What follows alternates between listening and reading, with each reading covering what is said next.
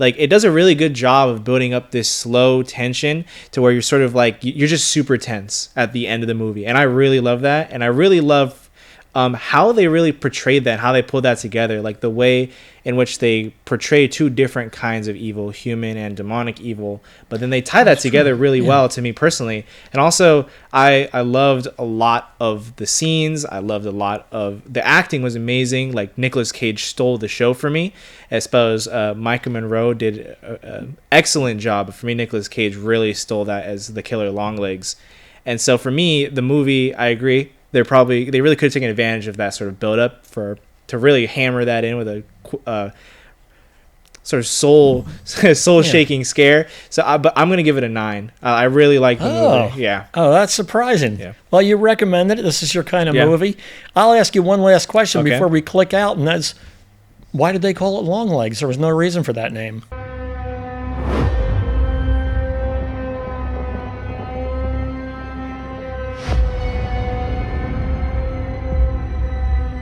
Hi, welcome to The Real Generation Gap. I'm BJ Kang. I'm Fred Satilli. And the movie we're reviewing today is 2024's Longlegs. An FBI agent tries to solve a killer's cryptic clues in a race to prevent his next murder, slowly discovering that demonic forces might be at hand. Very scary movie. It's one of those things where the investigator is a component, but doesn't know that she's a component. Mm-hmm. Oh, that's the nuclear launch code going off in the background. Pay no attention to that. I knew this day would come. Mm-hmm. Scared to death from the movie, and now World War III. Anyway, that's all good. So, what did you think? So I'm a big fan of FBI dramas, and not only that, but I'm a big fan of like the supernatural stuff.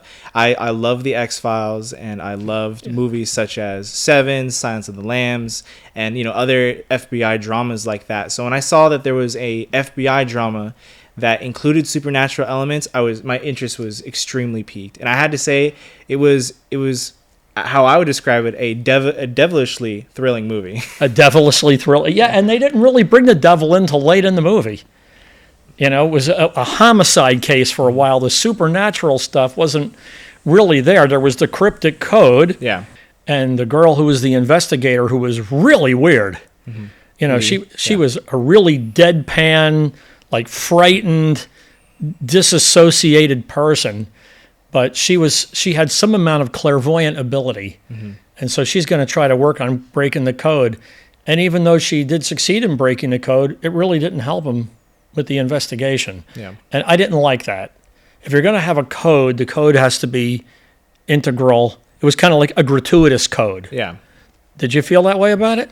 I felt that like it was part of building that sort of engaging FBI investigation, because people like very cryptic and very mysterious killers. Like pop culture has been very clear that the more mysterious a killer is, or the more cryptic they are, the more interesting they are. And Zodiac was a big, the Zodiac movie was a very big, very big proof of that. And so I felt like that code, although it might not have been, a direct piece that led to solving the case, it was definitely a part that added on to the mystery as well.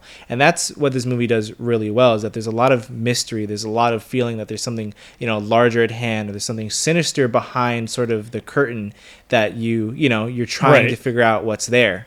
Yeah, it's somebody with a complicated mind to be using a code like that. Her ability to figure out the code with the pretty simple clues that she had, one of the things that helped the Americans crack German codes was at the end they had 2 symbols, and they realized that was HH, Heil Hitler.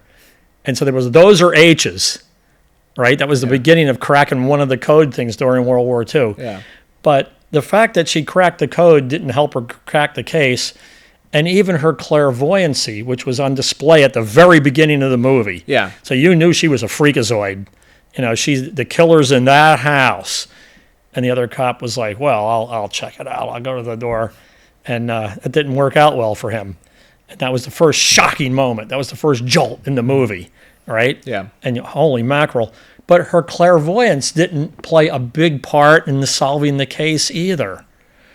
I don't know. Have you ever seen Rosemary's Baby? I have not, but I've heard a lot about it. Yeah, it's a classic horror movie, and this movie had some of that tenor, you know. And whenever you have a religious zealot, it's always creepy. And her mother was the religious zealot, right? So that added there was a lot of creepy elements, but they sort of didn't matter to each other. I actually didn't feel that way. I actually felt that it was pretty comprehensive in everything I was trying to do. I felt the beginning, so the movie makes it very clear from the beginning that there are supernatural elements at play here, especially by, you know, portraying that she might be clairvoyant or that she has some sort of, you know, psychic abilities or some sort. And so that is clearly displayed from the beginning. However, a lot of the beginning of the movie is not so much focused on the demonic elements that come later, but much more on just the very real, gritty stuff that happens in everyday life. Like the murders that you see there, like, you know, husbands killing their wives, fathers killing their children, and, you know, horrific murders like that. Those happen everyday life. And a lot of the horror in the beginning was focused on that sort of, you know, very scary, realistic, occurrence that these are horrible things and these images are things that FBI agents have really seen, and it's showing it to the wider audience, and that's scary alone. That just the horror of what you see here on Earth first is already more it's worse than a monster. It's a monster you can deal with, but the human psyche as the monster, it's the monster within you, right? Like Forbidden Planet, right? Creature from the id. There's something in somebody somewhere that's making them act this way, and we have to kind of profile that person and figure out who and what and where and how. It was hard for me to believe that a psycho killer could have a beautiful Chevy station wagon like that, you know. Looked like about a 70 to me. If any of you in the chat, you know, in the comments know exactly what year, looked like a 70 to me. Fred complimenting the killer's wheels. Woody, had the Woody wagon, you know. And I was surprised at the end to see that her mother had stashed that in the barn with the cover over it and stuff, you know. Yeah. But well, I mean, if you're gonna go killing, you gotta go kill in style, right? Yeah. Right. Yeah, I wondered, you know, what engine and transmission package that had and that kind of stuff. But, you know, probably for that guy, inline 6 with a 3 on the tree, you know. Yeah. But anyway, the movie, I actually was not scared throughout the movie. Really? And one of the things about this movie that I thought while watching it was how much it was like a David Lynch movie. And I don't know if you've seen a lot of David Lynch movies, but I really enjoy them. Blue Velvet was a classic, but there's one that's even better called Lost Highway. And Lost Highway is a masterpiece of bizarre confusion. And this movie had a lot of bizarre confusion, too. One of the elements was her boss at work, the black officer, took her home to meet his family, and there was the young girl. And the young girl was spooky, too. You know, she was not right. But she and the disassociated officer, they were kind of okay with each other. It was like, I don't talk to anybody, you don't talk to anybody, we can hang out, just so we don't talk to anybody. And that was a weird element to add to it. Her character was a weird, why have that? Let's talk about that. Let's talk about because clearly you've drawn some highlight to the main actress's acting ability there. Can we put that up on screen, like the cast list real quick? Oh, that's excellent. Micah Monroe, yes. So you highlighted that you felt that like Lee Harker had this very, you know, defined sort of attitude as someone who seemed like not all quite there, very almost like stoic, stone-faced. You know, like, did you feel that like Micah Monroe did like a really good job of like, you know, bringing that? Fantastic portrayal of that character. Yeah, she really, really did well. You know, when you believe that the person is the person and you don't see an actress. When you actually believe that that's Lee Harker and there isn't really an actress, that's good acting. Yeah. You know, and I at no point did I identify any of the actors in this movie, you know. And even Nick Cage he must have had so much fun being that character. He was the Joker, you know? And it was, I got to believe I think he produced the movie and I believe he did this for fun. You know, and what a diverse actor he is, huh? Yeah. All kind of parts. In fact, he's, I think, in Blue Velvet or one of those David Lynch movies, he plays the part of a guy named Sailor. Yeah. Sailor. Love me tender. Sailor. Love me sweet. Never let me go. You know? And he did a great job 100 years ago, and he's still knocking it out of the park, you know? Yeah, so there's been a lot of, like, debate around, like, how Nicolas Cage did in this movie. For one, Nicolas Cage is already sort of, like, a debated actor. A lot of people are always like, is Nicolas Cage, like, a really good actor, or is he just a really bad actor? Like, people can't really tell because, you know, he's very expressive, and he has a lot of, like, you know, very wacky roles. However, like, for me personally, I thought he did, like, stellar, like, killer. Yeah, he was I thought he did killer in this role here good as Longlegs. I was like fairly disturbed by his performance as Longlegs. For one, I didn't know that it was him right off the bat because he's wearing a lot of prosthetic makeup. And just another thing I want to highlight: some really great, really great prop department or costume design or whatever that is with the prosthetic makeup, because you cannot see Nicolas Cage's face. No. You know, there are hints where if you're really looking for it, you could see hints of him, but like he's really underneath that character, right? And he's really invested in that role. So I was very disturbed, like very intrigued, you know, by you would with most serial killers by, you know, the man that he was playing. I really like that one scene where they have him in the interrogation room. And I don't know if you've ever seen the Charles Manson Are you interview. kidding me? I was there. Yeah, the Charles Manson, the interviews like that they had with him. Like if you see the way he like sort of fidgets around or moves like very erratically, it's like it was very similar to the way that he was doing when they had him in the interrogation room. You don't know how old I am, do you? I'm saying if you saw the tape specifically, like the interview tape with Charles Manson. Yeah, when he was in prison, I believe. It was. Have you seen that video where like he gets up from the table, he just starts doing those like dances or whatever? Mm-hmm. Yeah. What do you think it is about you that makes people want to be a part of whatever it is you're a part of?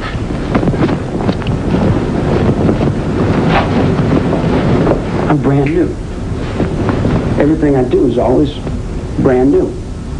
I'm on the premise of reality. Yeah, everybody my age saw all that lots of times. Nicolas Cage must have done some like very strong research, because like that scene to me really spoke about his ability to really portray like a really psychotic or sort of demented killer like that, because of those mannerisms, the way that he like used his voice, or like he portrayed his voice, was like it was kind of grating but also soothing at the same time when he spoke, and that was extremely creepy to me.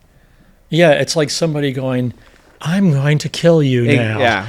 You know, it's like, that's a bad thing to say to somebody, but, you know, it's like when you talk to a pet, it doesn't matter what you say as long as you have a nice tone. Yeah.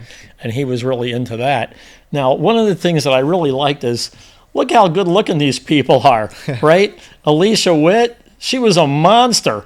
Like Blair Underwood, handsome man. But in the movie, he wasn't playing the part of a handsome man, right? And the same thing with Aaron Boyce. Right, like, my God, look at that goddess. But there was no good-looking people in the movie.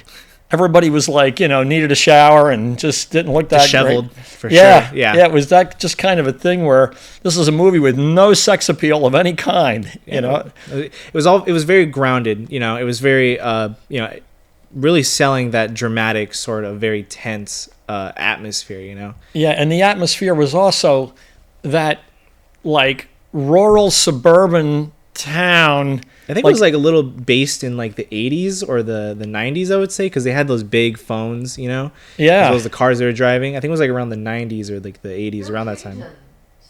Picture is on the wall of FBI. Oh yeah, so it's around like the early 80s, the very early 80s. Yeah, you're right. And what was it that Young is saying that Bill Clinton's picture was on the wall? So she's right. Yeah. Oh, Bill Clinton, right? Yeah, Bill Clinton's. Yeah. Okay. And it's interesting. Why make a movie during that time? They could have just made it now with current stuff. I think they made the movie during that time because that was, I think that was around the time where I believe, was that The Son of Sam? It was like, yeah, exactly. Run from me, darling. A killer on the loose in New York for a year and 3 days. Run, my good He is David Berkowitz, the man police believe to be the son of Sam. You better run, for your life. That was also during the Satanic Panic, right? Remember that? The Satanic Panic? I wonder what we have now.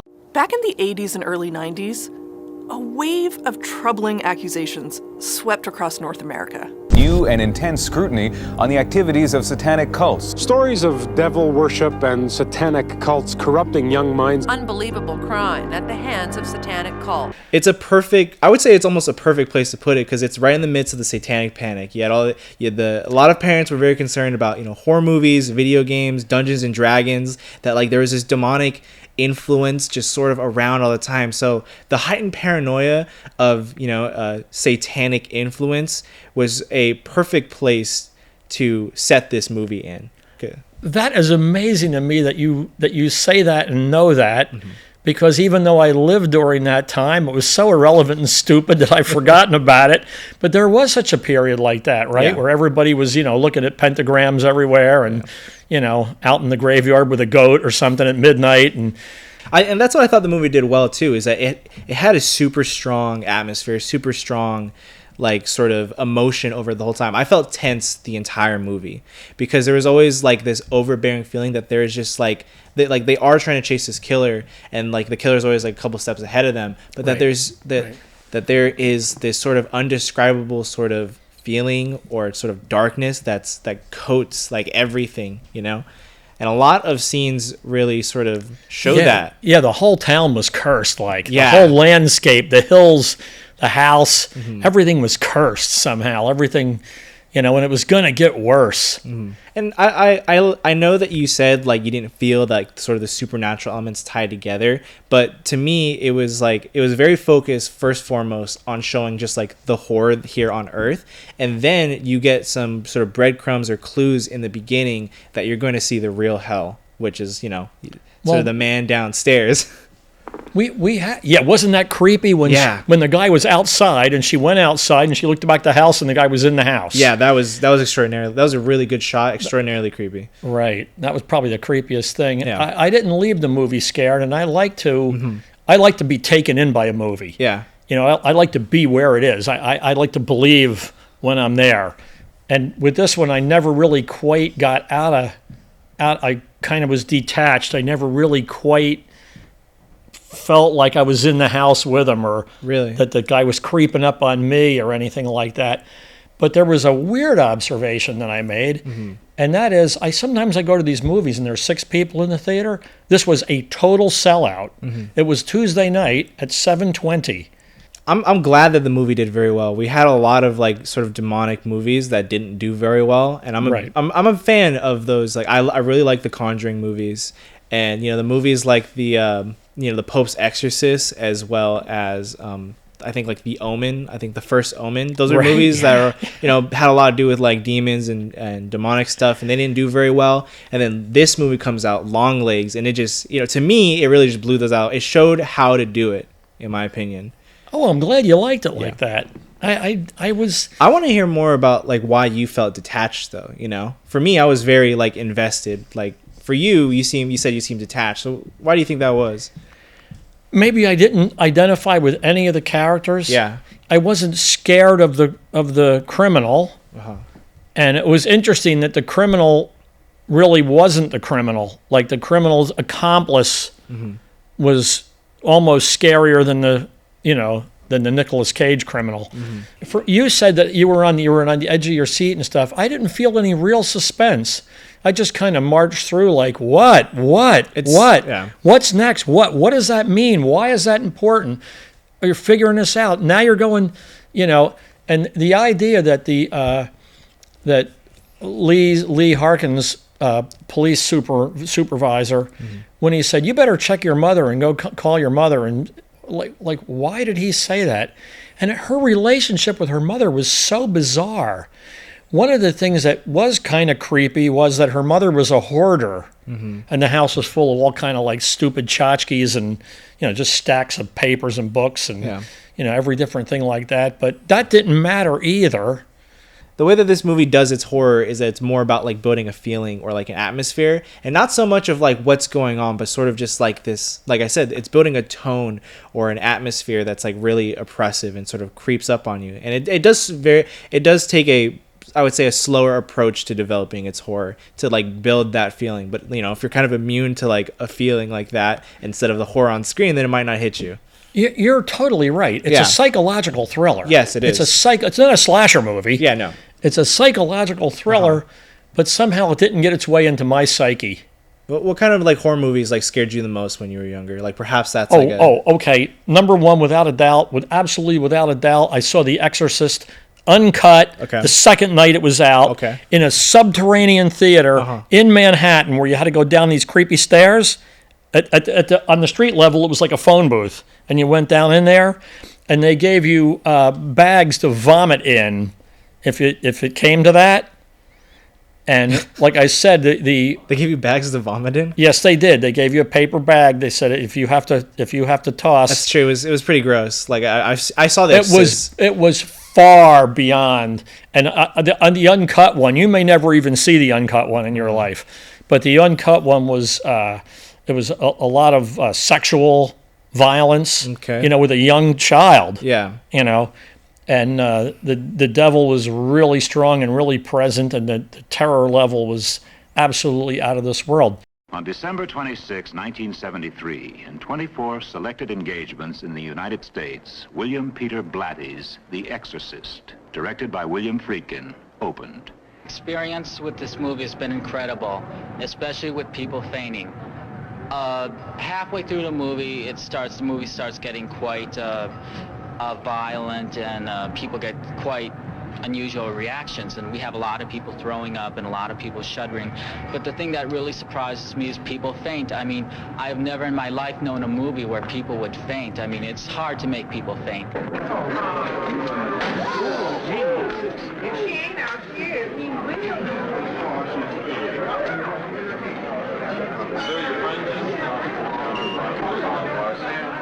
Mm-hmm. You mentioned the first Omen movie. Yeah. And that also was a very scary movie. Mm-hmm. I should have had some time. I should have anticipated this question and thought of them, because there have been movies over time that were really creepy. Well, it's really interesting that you say that, because those are all movies that have to do with like things like possession and demonic influence. Those and, two, yeah. Those are from like, you know, more your generation. So my question has to be is like, what, like this movie has a lot of the same things. So I'm almost like, what kind of like did not reach that level for you in here? But as I said, it's the psychological, the human deranged mind is much more scary to me than a straight up monster. Mm-hmm. You know, I just feel like aliens or something, you can kill them. Yeah. But when you have somebody, and this is the reason why, because when you're not nuts, a crazy person can know what you're going to do and how you're going to act, and they can stay a step ahead of you. But a crazy person, you can never analyze what they're thinking, so you can never be one step ahead of them because you don't know why they're doing what they're doing. So that's why a psychological thriller is scary, and this was one. This had a lot of great elements. Somehow it just didn't get me. Mm-hmm. So for me, it's like I'm someone who's very sensitive to like sort of like seeing those man-made horrors and stuff like that. Like, you know, the things that like, you know, the things that kind of like keep me up at night is like if I was to, at any moment you could run into like a Jeffrey Dahmer sort of figure, or like a sort of like, you know, a John Wayne Gacy, right? And that's scary because you never know when you're going to be walking on the street, or if you're going to be... You walked right past that guy and you weren't the victim tonight. Yeah, exactly. And the next night, you know... You could be on, like I said, you could be walking on the street, or you could be a bunch of limbs in a barrel of acid. And that's scary. You know? That's scary. And so that's... And you have to know, when somebody like that, you know, the Unabomber, you know... when that picture came out, there must have been 100 people going, I know that guy. Yeah, probably. I recognize that guy. And now all of a sudden you recognize the killer. Yeah. One of the elements that you brought up in the beginning of this conversation was the pure evil, that there was an evil. There's an evil in the town. There's an evil over the town. Yeah. And I feel like right now, a very, very many people feel that there's an evil over not only our country, but maybe even the world, because there are things that happen now that are irrationally bad. And we wonder, why are people doing this, like human trafficking? That shouldn't exist at all. Mm-hmm. Like, that is a pure evil thing. Those are evil people, and there's lots of them. And they're among you. They're in our own country. And and that's why I felt like, the beginning of the movie was about that pure human evil. Because it's like, what kind of, like, father murders their own children, their own wife? Right. Or, like, and the mother or the wife is just complicit in it. I am a Christian, and I believe in, like, those real supernatural horrors. When it started delving more into that demonic side, that was scary to me from a sort of religious sense there. Right. And that was The Exorcist, was the whole religious aspect, right? And so you had a glimpse into human evil, and then you had a glimpse into, like, true, like, demonic evil, the source of evil, especially when it's the devil. And so that's a really good way of putting it, that the movie was a glimpse into true evil. Right. Yeah. Something our producer Yanning said was that she didn't feel like the movie had, like, a message. And to some extent, I almost kind of agree with that. Like, there wasn't really a message besides just portraying that there is evil. And perhaps the message was just that true evil exists. Like, evil persists. And that, I think, and that's kind of the horror, is that evil just exists alone. That's kind of scary. It was like a slice of life in the evil world. Yeah. I think I'm going to rate this movie a 5. Really? Wow. It's right in the middle to me. Okay. A lot of elements on the low end that were great. Not enough elements on the high end were great. So not shocking enough for you, huh? Would you say this movie? Yeah, this movie. Would you say it wasn't shocking enough. Okay. It was kind of like, well, that's the killer and he killed people. More creepy, but not shocking, not horrifying. For me, it's like I really enjoy movies where they focus on building an atmosphere to give you that sort of horror, that every scene is cloaked or sort of covered in this sort of almost like shadow or fog. That's just that alone is kind of scary on its own. So, like, it does a really good job of building up this slow tension to where you're sort of like, you're just super tense at the end of the movie. And I really love that. And I really love how they really portrayed that, how they pulled that together, like the way in which they portray two different kinds of evil, human and demonic evil, but then they tie that together really well to me personally. And also, I loved a lot of the scenes. I loved a lot of the acting was amazing. Like, Nicolas Cage stole the show for me. I suppose Micah Monroe did an excellent job. But for me, Nicolas Cage really stole that as the killer Longlegs. And so for me, the movie, I agree, they really could have taken advantage of that sort of build up to really hammer that in with a sort of soul shaking scare. So, but I'm gonna give it a 9. I really like the movie. Yeah. Oh, that's surprising. Yeah. Well, you recommended it. This is your kind of movie. I'll ask you one last question before we click out, and that's, why did they call it Longlegs? There was no reason for that name. Well, it was the name of the killer. I know, but there was no. It could have been bologna sandwich. Just the title of the movie. There was no explanation why he was Longlegs. Mm-hmm. He says in the very beginning of the movie that he says, "I still have my long legs on." There is this sort of motif or sort of theme of being like of high and low, because he describes as like the devil. He describes the devil as like the man downstairs, and he says that he has his long legs on when speaking to children, so he like stoops down. It's kind of like his it's like, I would almost say, and I'm really reaching here, but I would almost say like when he stoops down to talk to these children, it's like that's him like literally descending to commit evil. Like he's literally descending into evil. So perhaps maybe that's why. That's just my speculation. That's something for I would love to hear the viewers say. My equally long reach. I would like to hear if anybody has an idea. My equally long reach on that thing is when you sometimes when you have a long reach, like you can reach out. They say this thing. The idea had legs. Yeah. Or you're showing your legs, or like if you got to be on stage for 3 hours, like you might be able to play 2 or 3 songs, but you're going to be out there for 3 hours. You need some legs, So the fact that he was able to reach into these families, through his method with the dolls and everything, that maybe like that he had long legs into the community. Here's another theory. Right. He called the devil another pointless theory. He called the devil the man downstairs. If the devil is destined for hell and stuff like that, but he still exhibits, if he's destined for downstairs, but he still exhibits a certain level of control or influence on our world, then So it's like if he's planted in hell, like he's going to be there, he's chained there, but he still exhibits some level of control and some level of influence in our world, and that's the downstairs, then perhaps, yes, the devil is bound to downstairs, but he has really long legs, and so he's still present in ours. That's another theory. Well, I like that one. I'm glad we beat that senselessly to death. That was fun. Thank you for watching this episode of The Real Generation Gap, and make sure to talk to us down in the comments. Perhaps you guys might know why the movie is called Longlegs. Perhaps we're just making up wacky theories. But if you happen to know that, or have perhaps some horror movie suggestions of your own, we'd really like to hear them. That's what I want. Yeah. Right. What's your favorite horror movie? Maybe we'll watch it and review it. Yeah, maybe perhaps the best demonic movie even. Make sure you let us know all those answers to those questions down in the comments below. And make sure to join us again for more reviews like this. Thank you for watching.